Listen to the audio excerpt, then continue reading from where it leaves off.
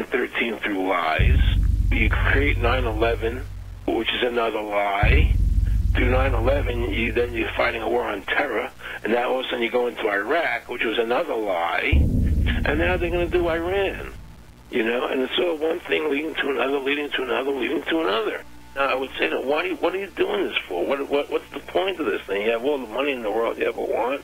You have all the power. I said, you know, you're hurting people. It's not a good thing. And he would say, what do you care about the people for? Take care of yourself and you take care of your family. And then I said to him, what are the ultimate goals here? He said, the ultimate goal is to get everybody in this world chipped with the RFID chip, and have all money be on those chips and everything on those chips. And if anybody wants to protest what we do or violate what we want, we just turn off their chip. That's right, microchipped. In 2005, Congress, under the pretense of immigration control and the so-called War on Terrorism, passed the REAL ID Act, under which it is projected by May 2008 you will be required to carry around a federal identification card, which includes on it a scannable barcode with your personal information. However, this barcode is only an intermediary step before the card is equipped with a VeriChip RFID tracking module, which will use radio frequencies to track your every move on the planet. If this sounds foreign to you, please note that the RFID tracking chip is already in all new American passports. And the final step is the implanted chip, which many people have already been manipulated into accepting under different pretenses. We have a Florida family who are really pioneers in a brave new world.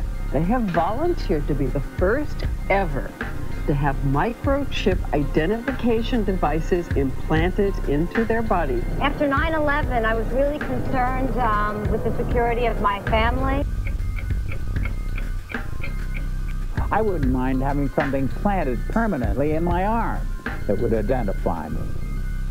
In the end, everybody will be locked into a monitored control grid where every single action you perform is documented. And if you get out of line, they can just turn off your chip, for at that point in time, every single aspect of society will revolve around interactions with the chips.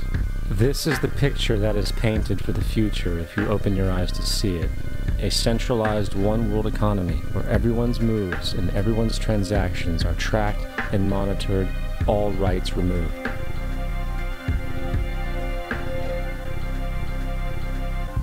The most incredible aspect of all. These totalitarian elements will not be forced upon the people. The people will demand them. For the social manipulation of society through the generation of fear and division has completely detached humans from their sense of power and reality. A process which has been going on for centuries, if not millennia. Religion, patriotism, race, wealth, class, and every other form of arbitrary, separatist identification and thus conceit has served to create a controlled population, utterly malleable in the hands of the few.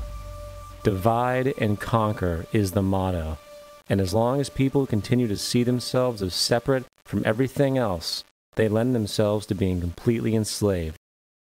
The men behind the curtain know this, and they also know that if people ever realize the truth of their relationship to nature, and the truth of their personal power, the entire manufactured zeitgeist they prey upon will collapse like a house of cards.